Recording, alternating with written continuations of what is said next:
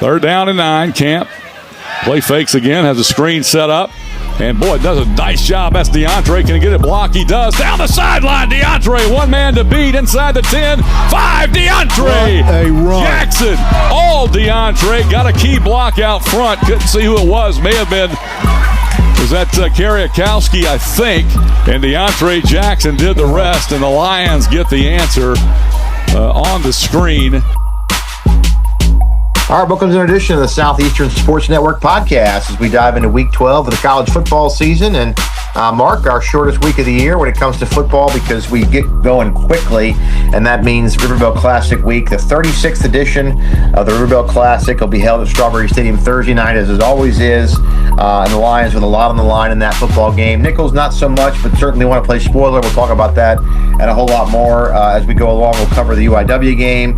We'll talk about Nichols as always, and we'll talk more about Lion Hoops as their season is getting going here and kind of getting their feet under them with their first home game, Mark, coming up this week. Wednesday, we'll talk about that as well coming up as we go. But our special guest segment this week is always brought to you by Gateway Ford in Ponchatoula. Go check their inventory out, gatewayford.net. They have all the new used vehicles you want.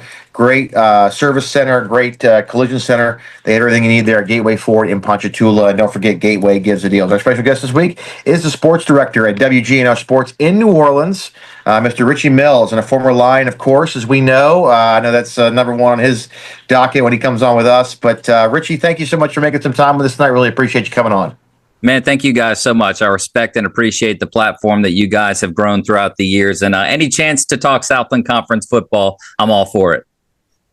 Well, Richie, I tell you that means a lot to us for sure. We try our best, but to you, I would say, I think Mark would echo this. And this is not to knock your peers in the city of New Orleans, but I don't think anybody's covering college football around this state than you are at WGNO. I mean, you have really good. I mean, look, we know LSU, I guess you might say pays the bills and is the bell cow and stuff like that, but you really are doing a great job with Tulane. I've seen Nichols stuff, Lion stuff.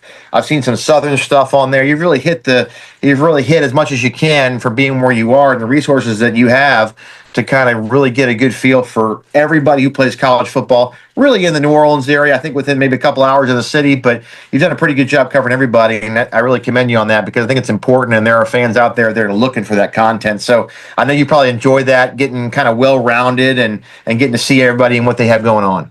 So we've been doing this coverage for years on WGNO. I think the SEC coming to ABC has certainly given us a newfound platform to really show off all the work that we do because even when I was working under Ed Daniels, he used to have a joke. He used to call them Southeastern Saturdays because I'd come to campus, I'd do some sort of story on Frank Selfo, the football team, the baseball team, any sport whatsoever. And, just to showcase all the fine college athletics and the programs that we have really down here. I think it's so gratifying in a sense when every Tuesday during the regular season, you're at Willie Fritz's availability at Tulane, and they only win 2 games that year. And then the following year, they win a conference and a Cotton Bowl championship. So from that perspective, it sort of is really cool just to kind of see it all play out. But I remember being a student in 2013, Brian Bennett and company lighting everyone up. And I'm looking around at, the post-game availabilities, and I'm like, where's all the coverage? And so I told myself that as soon as I get a job in some market covering the Southeastern Lions or the Nichols Colonels, I said, I'm going to pay it forward in a sense, and I'm going to try and shed some light on the fine football that we play down here in South Louisiana. Yeah, and I think John Satori does a good job making himself known, and we've had John on before. Everybody knows him, and but you have done an incredible job. You're the director at one of the a big market in the biggest market in the state. Just talk about for you as a student coming from SLU, what you learned there, and how that's carried you into being able to be in a press conference with a guy like Brian Kelly, who was previously at LSU, or with Dennis Allen last year with the Saints, and now Kellen Moore. What did you learn with the broadcasting situation? Obviously, we know it's really talented. Mark, special with what they have going on there. Mark and I were at the grand opening of the Robert Roberts Center. What did Southeastern give you to be able to do what you do today? Every opportunity possible. And I see this brand new facility. I'm like, man, where was this all this years ago when I was in school? But that's just a compliment to where the program is now. When I enrolled at Southeastern 2011, the program was one of the tops in the country, and it still is. And of course, you don't realize it until you get your foot in the door. What having Southeastern Louisiana University on your resume can do for you, because any news director across the country knows that when they see that, they know that you know how to handle the equipment. You can handle yourself in an interview environment, that you've had ample repetition. So I think for me, the Southeastern channel just gave me every opportunity to do everything from directing a newscast to hosting and anchoring a newscast to working the camera behind a newscast. I mean, even if you didn't want to do it, they had a great way of convincing you that, hey, you should try it, because you don't know if that's going to be the thing that ultimately allows you to survive in this industry. And so I think the Southeastern channel was great opportunity-wise. I mean, my classes there were 3 hours long. An individual class on a single day was 3 hours long. And I have kids that have come behind me who ask me all the time, how did you survive those 3-hour classes? I said, I paid attention to every single thing that the staff was saying, because everything that they say over the course of those 3 hours, you're going to use. And I always do to this day, whether I'm in a press conference, at a football game, anything, I'm thinking to myself back to what Steve Zafuto, who is now the station director over there at the Southeastern channel, would tell us in those 3-hour classes. And so they really just baby feed you everything. They break it down. It's tough love, but it's honest. It's transparent. That's kind of something that gets lost in the year 2025. No one wants to have those tough conversations anymore, but they really put you in the best position to be successful. And then when you get into the industry, you hit the ground running, because you've already done these things. And I have to brag in a sense, because when I was in school at the time, Southeastern baseball was established. Football was competing for conference championships. J.R. Teagues was on my weekly show there at the Southeastern channel. So you had access.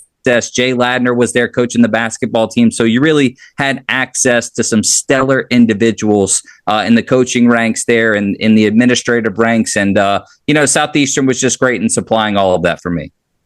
Finally, for me, before we start talking about the game and the Lions, you had to work under, Ed Daniels, who was a Hall of Fame guy in this city forever, close friend of Frank Selfo.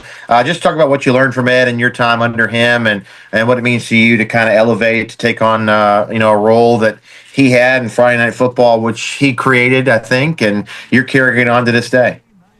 So the one thing that I absolutely loved about Ed Daniels was his programming.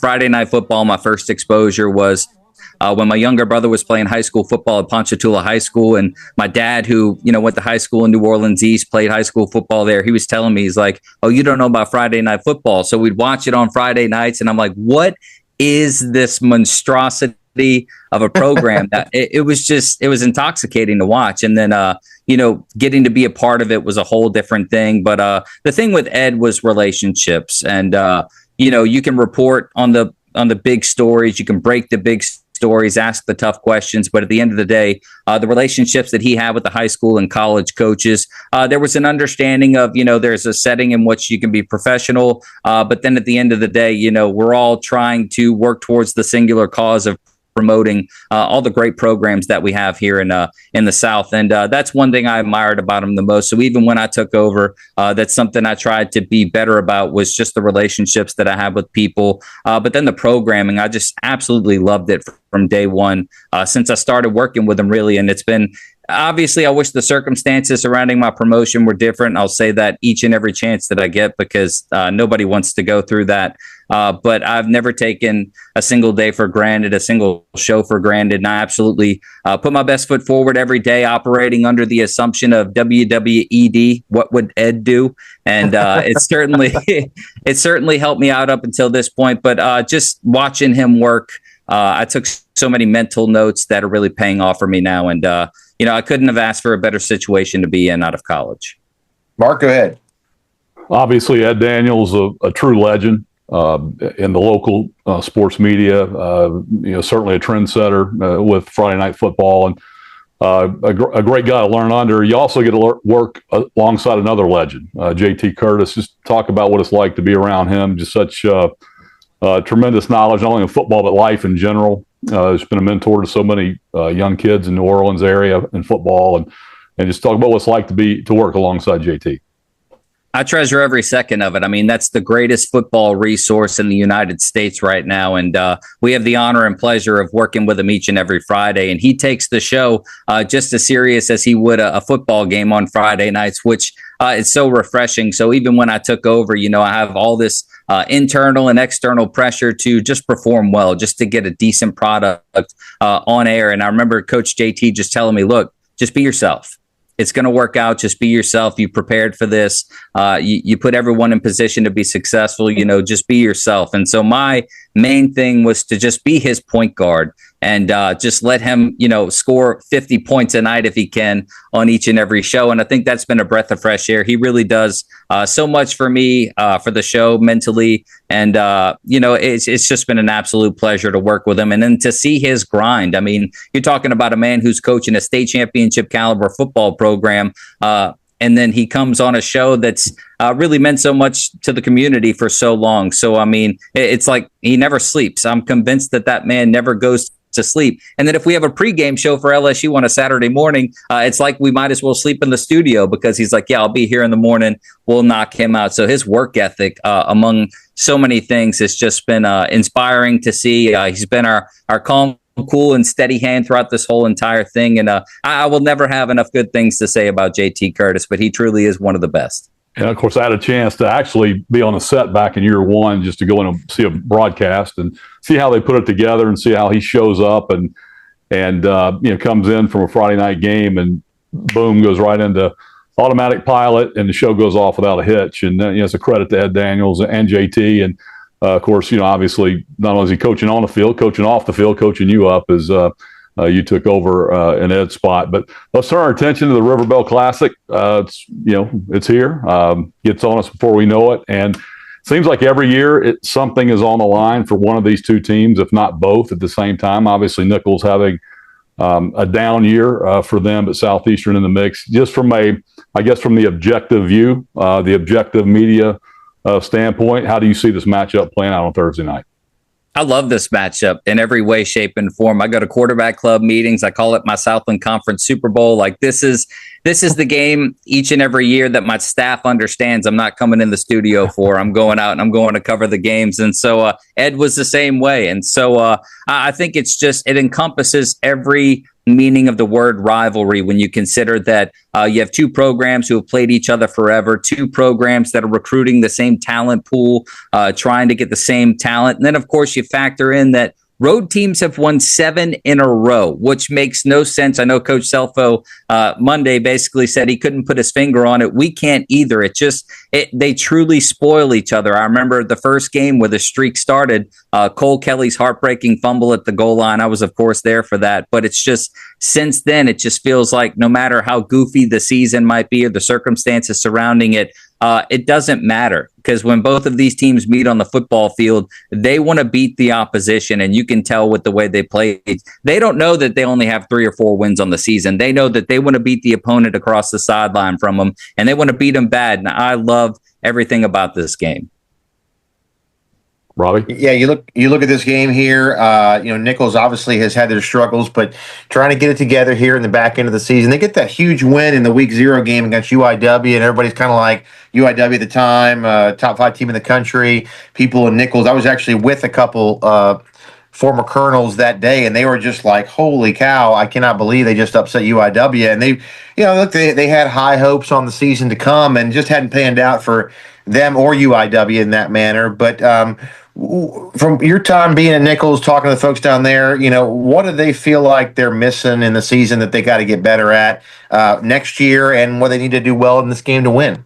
Health. I mean, I was there for Week 0 on the field watching, and I wasn't surprised at what I was seeing at all. When you consider UIW had so many new pieces, talented pieces they were trying to incorporate into a preseason top 5 ranking, but Nichols had so much camaraderie with a group of people that have been there for years. And then when you consider the fact that Tim Rebo leaves, Tommy Rybacke takes over, from a culture standpoint, from a mentality standpoint, nothing changed. I mean, Tommy Rybacke had been with Tim Rebo there for a decade. So you just sort of felt like they weren't going to miss a beat. They were very hush-hush about how they were going to go about things. But when you saw the pieces they added through the portal, the pieces they had coming back, sort of the slight modifications they made, no one was surprised with what they did against UIW outside of local media, maybe.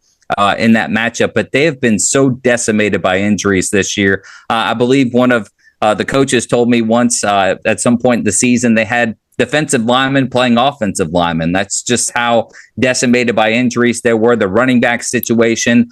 You see Shane Lee, of course, breaking out right now, former Destrehan product and running back breaking out for him right now, but that's because of the injuries that have happened to the guys ahead of them. So health is the biggest thing for them right now. But, in that silver lining, you find a guy like Ian Rodrigue, a Thibodeau product who's really taken over at quarterback. He was talented in high school, and he's always had a chip on his shoulder. He's talented now. Of course, we've been able to watch his growth, and it's just kind of been seamless for them. So this will be anything but an easy game for Southeastern, knowing that yes, Nichols is decimated by injuries in a sense, but they're going to get up and they're going to play this ball game. You look at Southeastern, obviously struggling offensively, but has everything in front of them. Conference championship's probably out the door.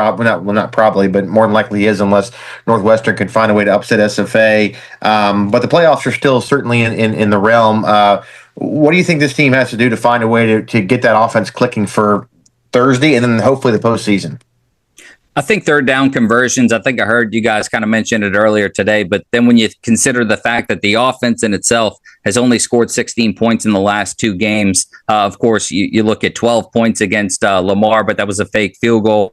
I think just third down conversions will really help this offense flow. They've done a tremendous job of finding the balance with two quarterbacks between Carson Camp and Kyle Lowe. Of course, Kyle Lowe, the circumstances surrounding his lack of playing time last week, expected to play a little bit more, but they've been in a rhythm up until this point in the season. I think it's just a matter of finding that rhythm really at this point. But when you talk about the playoff picture, yes, I don't think they're going to compete for a conference championship. You're asking a lot of Northwestern State this weekend to really knock off SFA, which is really one of the most explosive teams in the conference outside of maybe UTRGV and Southeastern. But yeah, you're asking a lot there, but I think the playoff picture in itself is still a realistic thing. And I think, I saw a projection today. You're talking about a realistic scenario with a 3-bid Southland Conference when you factor in Stephen F. Austin being a top national seed, Lamar being an auto bid, and then Southeastern being an auto bid, assuming they win this football game. So I love the position they're in now. I think with such a veteran team, 25 seniors that they have graduating this year, I think they all understand the purpose of this game and really the implications of this game. So I think that certainly helps Frank Selfo and company. But yeah, a 3-bid Southland Conference is something that we've been vying for 2 for so many years, and now you're looking at a scenario here we could have 3. Yeah, absolutely. Yeah, no doubt. And of course, Richie, you are on top of it as much as anybody can be in the local TV media. But you wear a lot of hats, not just football, not just Southland Conference football. We got Southland Conference basketball cranking up, and there's a lot happening, especially down in your neck of the woods at UNO. They've gotten off to a great start. We know what McNeese is doing. Southeastern's holding their own against much better competition, up competition. High majors. So what are you seeing early on returns out of the Southland Conference basketball race on the men's side? Oh, man.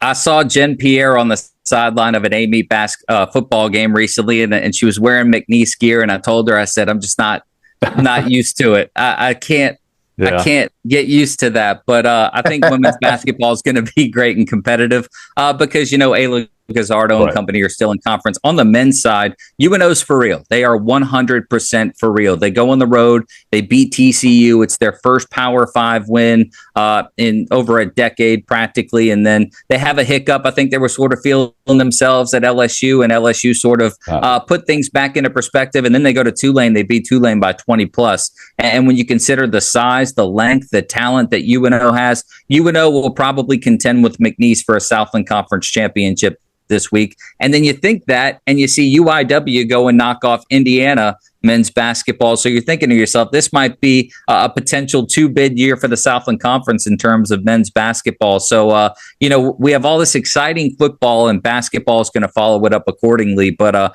I'm super pumped for it. The Master P effect at UNO is super real. I remember going to their games last year, trying to see if they would get a home win. They just couldn't. So it's been cool to see the transformation from a 4-win team to what they are now. They will be a juggernaut in conference play, and I'm looking forward to seeing how that plays out. I think McNeese is always going to be the standard until somebody proves them otherwise. I mean, they have so many pieces back from the successful runs they've had the past couple of years. They've added some talented additions through the transfer portal. They hired within as far as their new head coach. So the culture is really remaining intact over there. But David Kiefer and company will definitely surprise a team or two here. I always trust him. He's always been a great head coach. His teams have always come to play. I know it's always been a patch job each and every year trying to get new players through the portal. But, just with his reputation, UNO's renaissance in a sense, and then McNeese's standard that they set a few years ago, I'm super pumped for basketball this year. Yeah, I know you guys got to be excited to cover it. It's relevant again, and it's always good when hoops can emerge eventually. But great stuff, Richie. I'll turn it back to Robbie.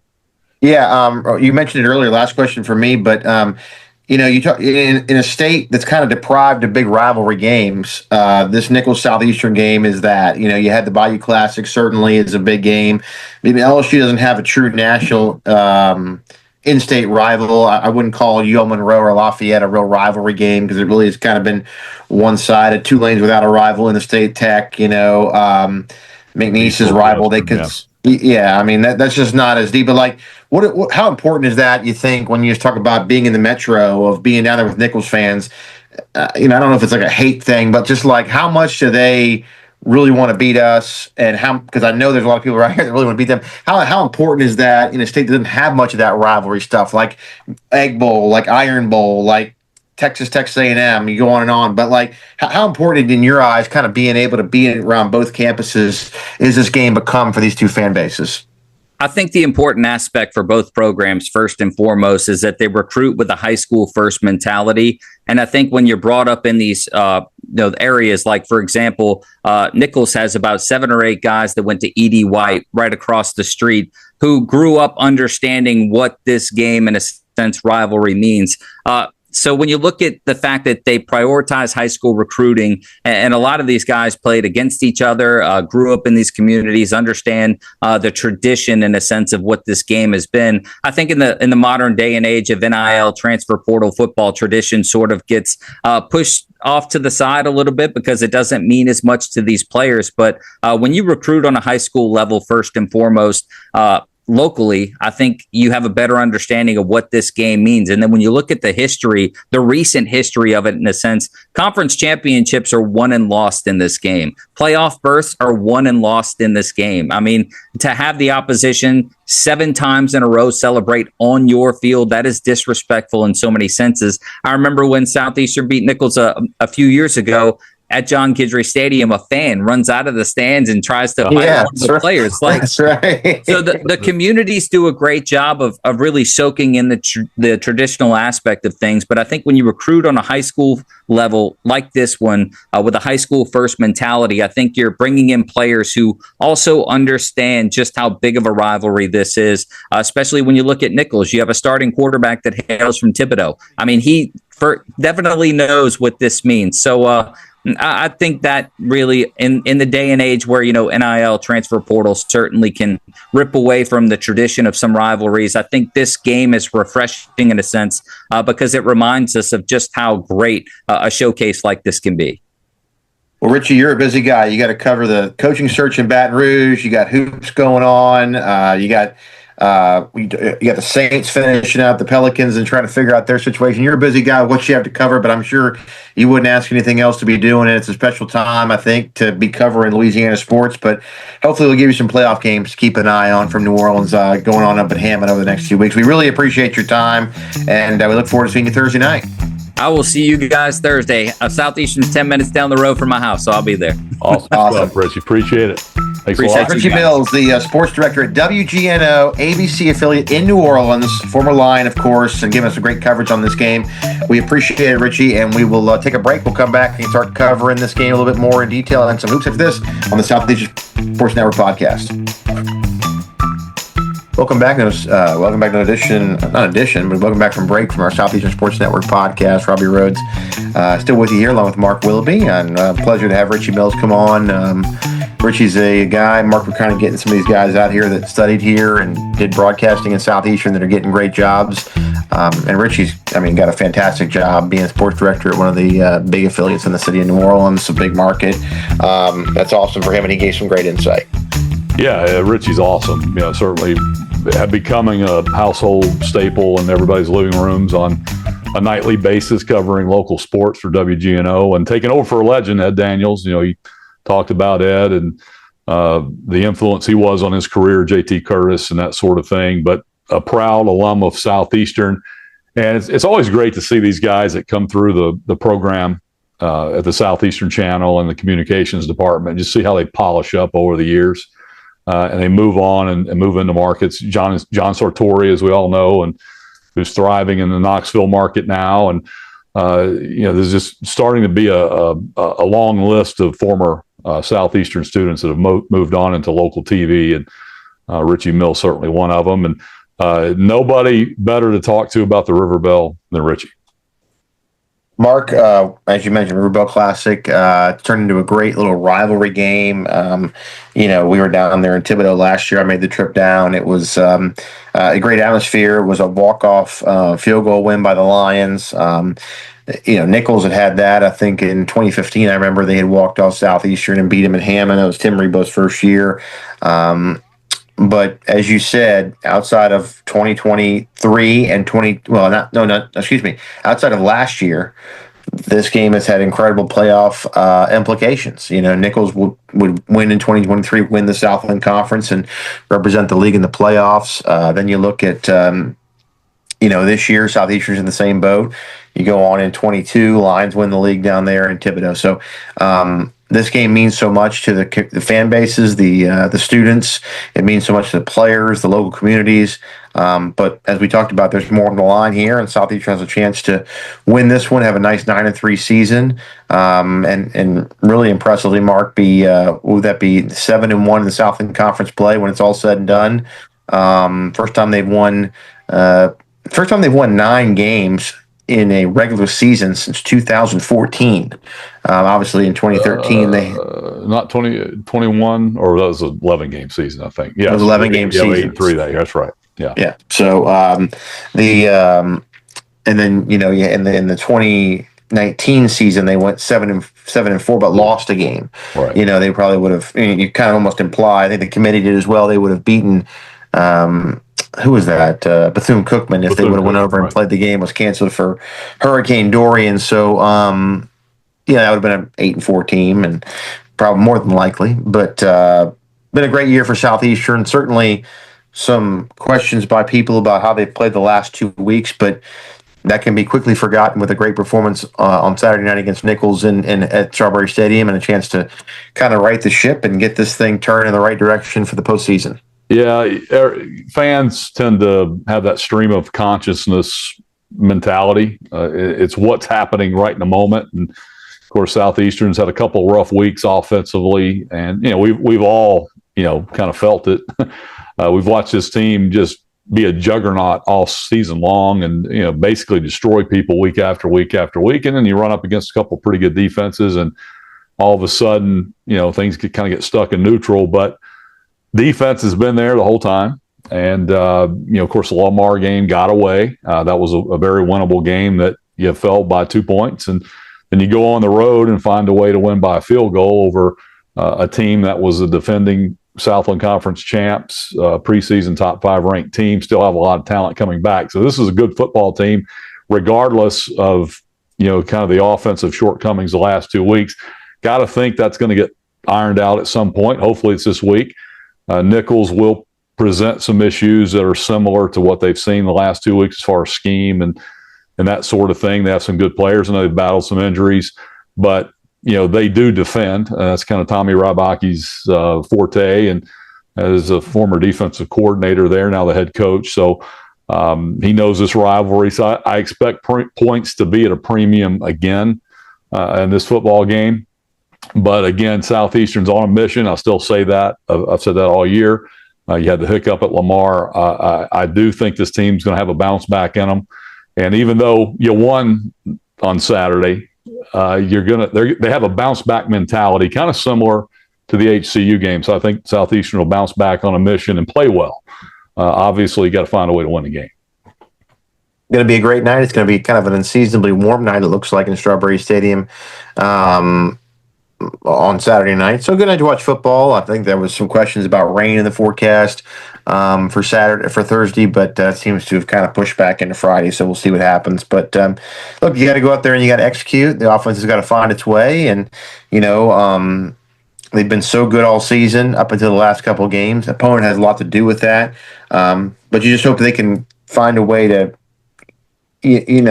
correct what has been hindering them, right? And it hasn't been all Lamar. It hasn't been all UIW. It's been some self-inflicted stuff, and so they have to go out and find that and get those things corrected quickly, because the game really turns around quick in this situation where tomorrow is 48 hours from kickoff. Tomorrow's Thursday, essentially. So you lose a couple days in that, and so you've got to figure it out quickly, as does Nichols, and we'll see what happens on Thursday night.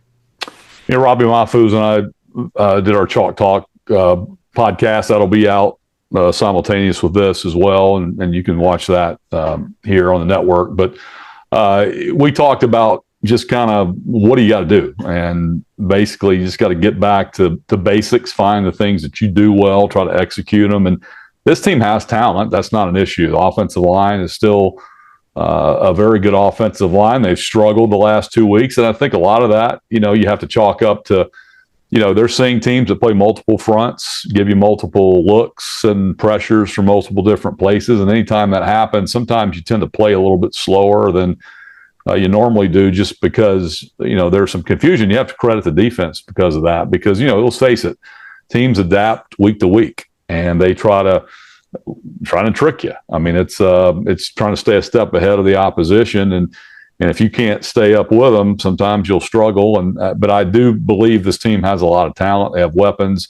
I think Carson Camp's a very capable quarterback. Kyle Lowe as well.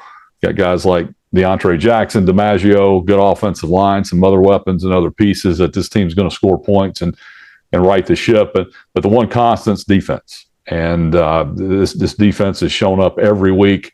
Had a little bit of a late game lull against UIW when they were on the field. It seemed like that whole fourth quarter right toward the end, and UIW caught them in some personnel and used it to their advantage to score a touchdown, got the football back, and kind of hung on, did enough. But the defense, it travels. So, if we're fortunate enough to get in the playoffs and you have to go on the road, I think this team's as equipped to go on the road and win a playoff game as any. Mark, I don't want to get too down in the weeds with it, but just give the fans at home a little bit of a playoff breakdown, what we're looking at, maybe some games to watch this Saturday that might have some implications on the FCS playoffs and where Southeastern may play. I think there's a lot of speculation that Southeastern will find its way to Nacogdoches in the first round, but there is an outside chance Southeastern can be one of those top 16 seeds and host a game the Saturday after Thanksgiving. We'll just have to see how it plays out. But just give your quick synopsis on where the playoff bracket stands in your mind, and maybe some games to keep an eye on this Saturday for Lion fans. There's always that what do you call it, PTSD from last year when you didn't get in at 7-5.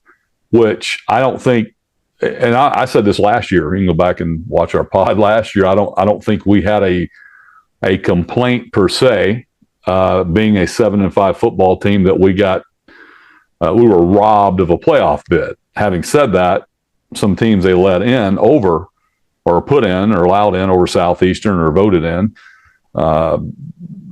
were head scratching because I don't think their resumes were better. And so therefore, I think from that standpoint, we did have a beef. But this year, if you win on Thursday night and you reach 9 Division I wins, it's going to be hard to keep a 9-win team out of the playoffs. Is there precedent for it? Yes. In some conferences that aren't particularly strong historically, non-scholarship leagues, that sort of thing. Yes, there are.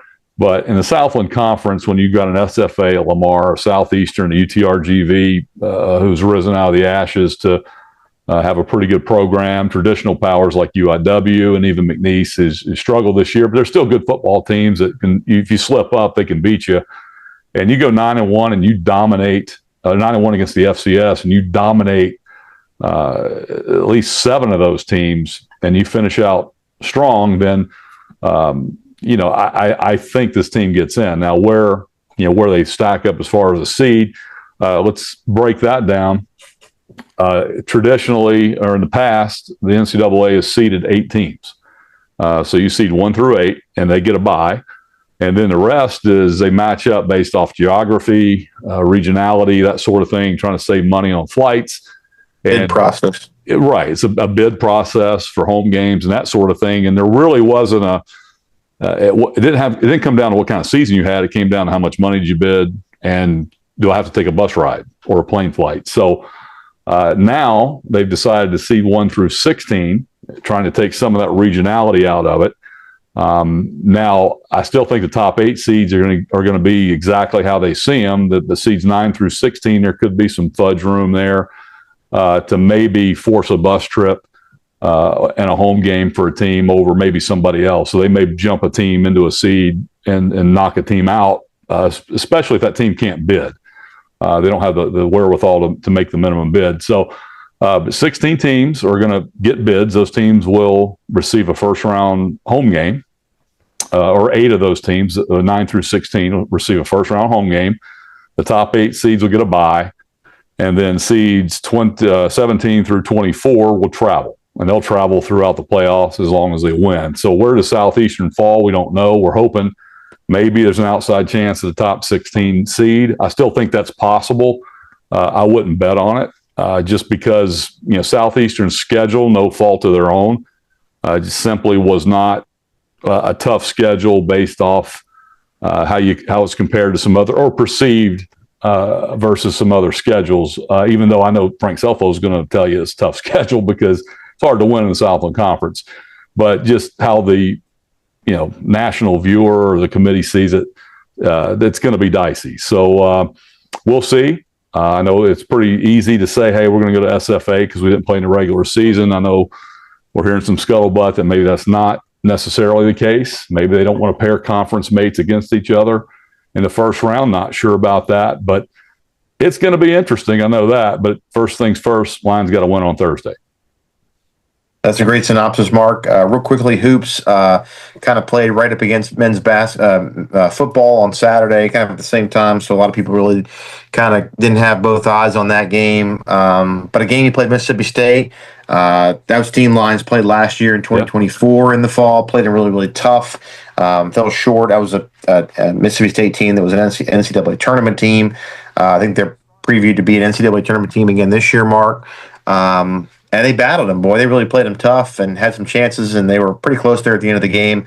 Obviously, a tough road to start the season for Coach Kiefer and his crew, starting out without wins, but some tough road games. But a chance to get the ship righted on Wednesday with their first home game in the UC.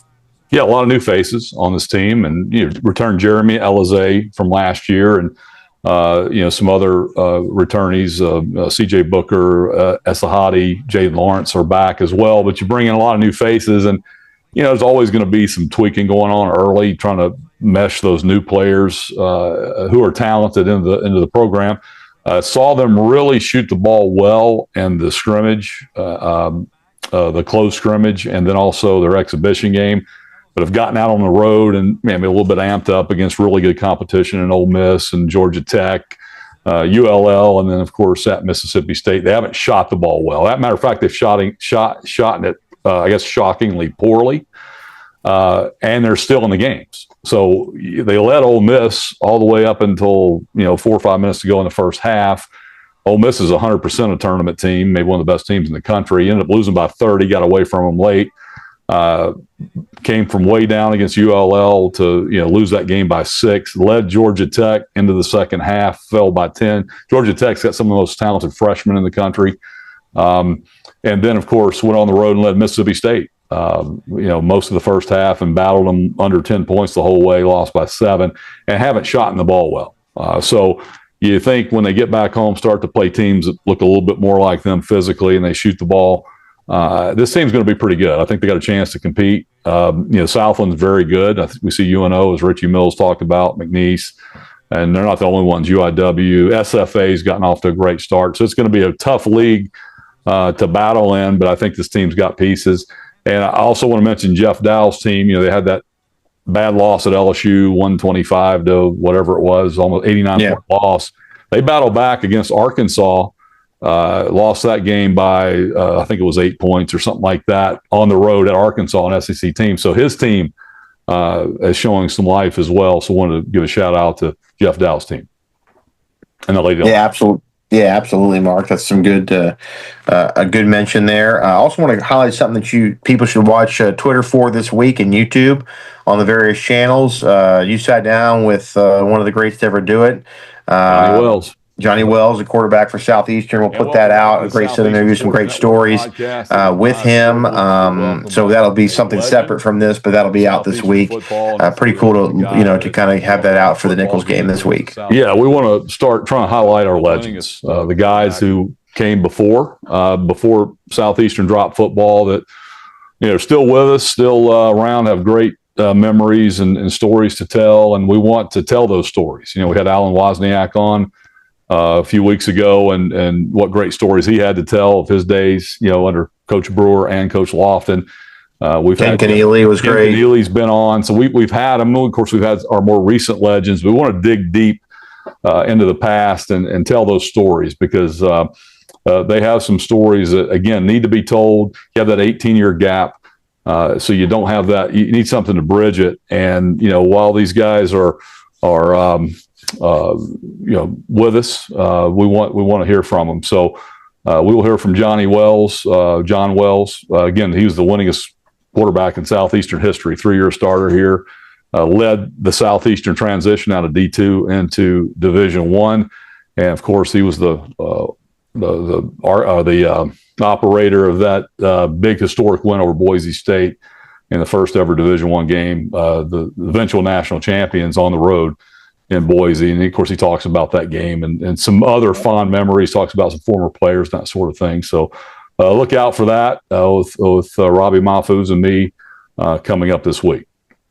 Awesome, Mark. Great job as always. So Thursday night, 6 o'clock kickoff in Strawberry Stadium. Be there. Support the Lions. It's going to be a great one.